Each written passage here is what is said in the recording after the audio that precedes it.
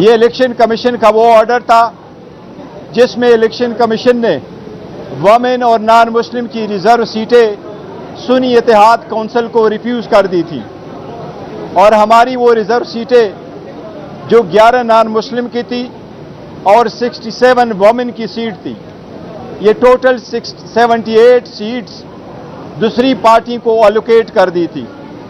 Election commission के उस order को 1 मार्च के ऑर्डर को 13 मार्च और 14 मार्च को पेशावर हाई कोर्ट के लार्जर बेंच ने अपहोल्ड कर दिया था। इस इंटायर प्रोसेस में हम हमेशा यही कहते रहे कि हमारे साथ गैर आईनी और गैर कानूनी सलूक हुआ है और इलेक्शन कमीशन का ऑर्डर गैर आईनी था और लॉ में सस्टेनेबल नहीं था।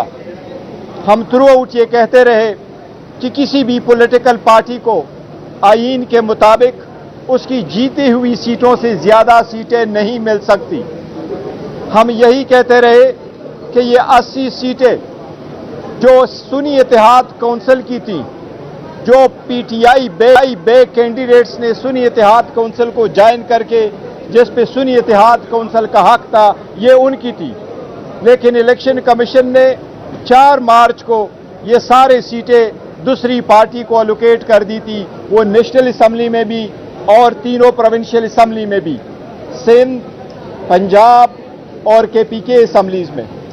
पंजाब, सिंध और नेशनल असम्बली में वमेन और नॉन मुस्लिम ने ओथ उठाया था, जबकि हमारा यही स्टैंड था कि सुप्रीम कोर्ट फैसला करने दे।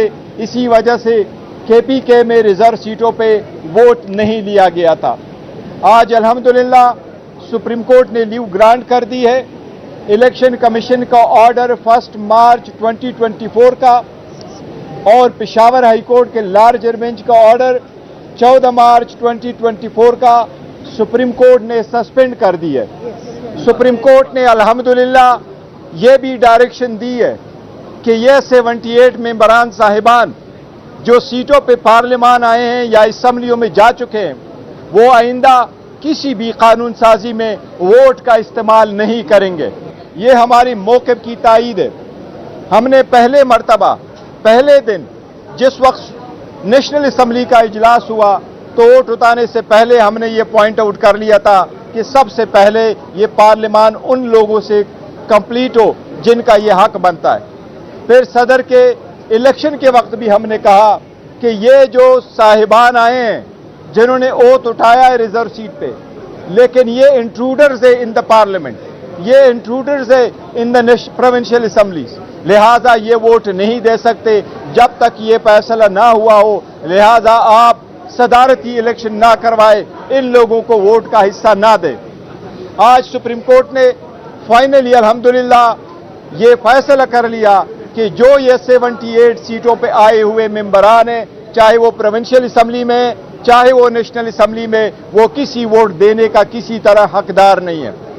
अल्हम्दुलिल्लाह इसके साथ जो आप सुनते चले आ रहे थे कि हुकूमत आईन में तरमीम करने जा रही थी, वो अपनी 2/3 मेजॉरिटी इन सीटों के बिना पे दिखा रही थी। अल्हम्दुलिल्लाह उसका सदेबाब हो गया।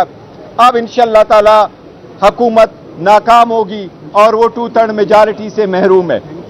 इस केस की फर्दर हेयरिंग इंशाअल्लाह 3 जून को होगी।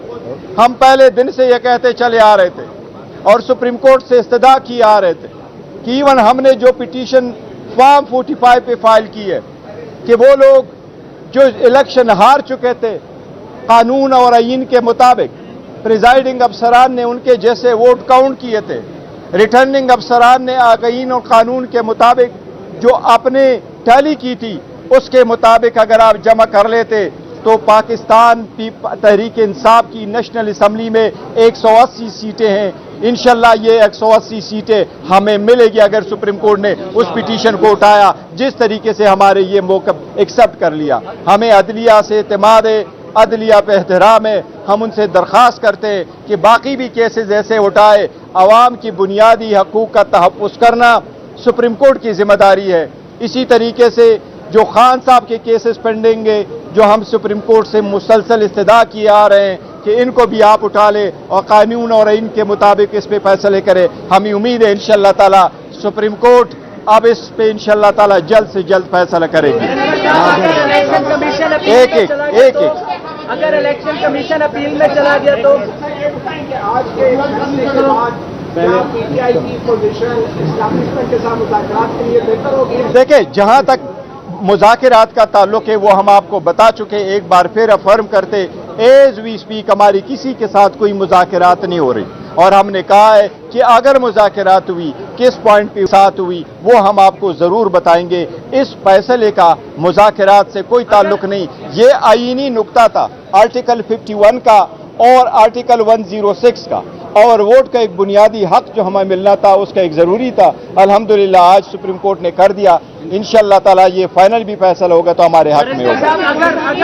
अगर इलेक्शन कमीशन अपील में चला गया तो फिर अब ये बताएं कि स्पीकर कौमी असेंबली का सदर पाकिस्तान में जो इलेक्शन हुआ था जिन लोगों ने वोट डाले उसका स्टेटस क्या? देखे, वो बिल्कुल सारे स्टेटस है, लेकिन सुप्रीम कोर्ट ने अभी जो पर्शन दिया वो प्रोस्पेक्टिवली के लिए किया कि आइंदा ये वोट नहीं दे सकते, वो पुराने वाले वो नहीं खोले, लिहाजा वो बाद में देखा जाएगा। लेकिन एज वी स्पीक फ्यूचर में ये लोग वोट नहीं कर सकते, किसी भी किस्म की कानून साजी में वोट का इनके पास कोई राइट नहीं है, कोई जो भी हो इसका। जहां तक आप अपील कह रहे हैं, अपील इस मैटर में अपील नहीं होती, ये पहला हमारी पिटीशन है, ये एक मरतबा सुनी जाए, इसमें अगर रिव्यू फाइल करते वो अलग बात होगी, लेकिन इंशाअल्लाह ताला इसमें अभी जो लीव ग्रांट हुई वो पॉइंट होंगे।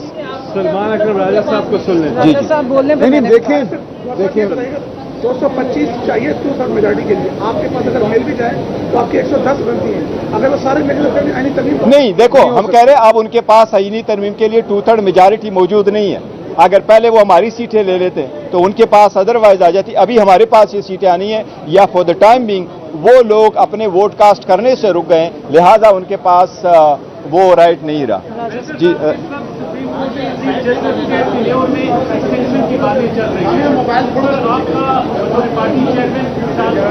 देखिए, मैं as a party chairman Pakistan Tehreek Insaf का मौक़िफ़ यही रहा है, हम अदलिया को आज़ाद देखना चाहते हैं, इंडिपेंडेंट देखना चाहते हैं। यही रीज़न है कि जो जज साहिबान का लेटर आया है उसको भी विगोरसली हम करते हैं, हम जजेस में फ़र्क नहीं करते, लेकिन आईनी तरमीम करके पहले से हम कहते चले आ रहे हैं कि एक पर्सन बेस्ड लेजिस्लेशन नहीं होनी चाहिए, मच लेस कि आप कॉन्स्टिट्यूशन में अमेंडमेंट करें। हम इसको किसी सूरत सपोर्ट नहीं कर रहे हैं। किसी भी जज को उसके टर्नओवर में एक्सटेंशन किसी सूरत नहीं होनी चाहिए।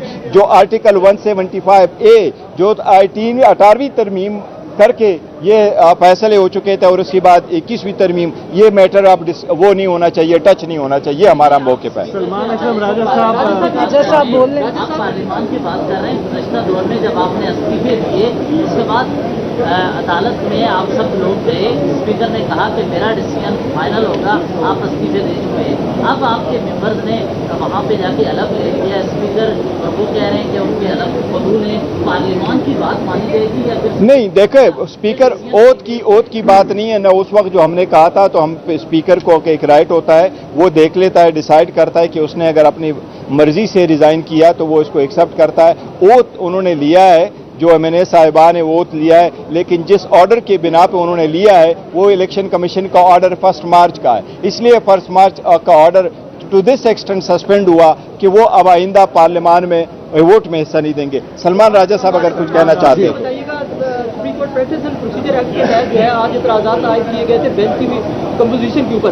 अब सुप्रीम कोर्ट जो है इस मामले को अगर लार्जर बेंच के लिए भेजे तो उसके लिए आप कैसे देख रहे हैं? नहीं, बिल्कुल ये ज़रूरी है। जो प्रोसीजर एक्ट है 2023 का, उसमें आईनी नौइयत के जो मामलात हैं वो कम से कम 5 मेंबर बेंच के पास जाने चाहिए, और ऐसा ही होगा। आज सिर्फ लीव ग्रांट हुई है और एक अबूरी हुक्म हुआ है, ये 3 मेंबर बेंच कर सकता था, लेकिन हतमी फैसला जो है इस मामले का वो 5 मेंबर या उससे बड़ा बेंच ही करेगा, जो 3 जून से हियरिंग शुरू करेंगे। तो ये इंतहाई मैं समझता हूँ आज एक मुबारक दिन है।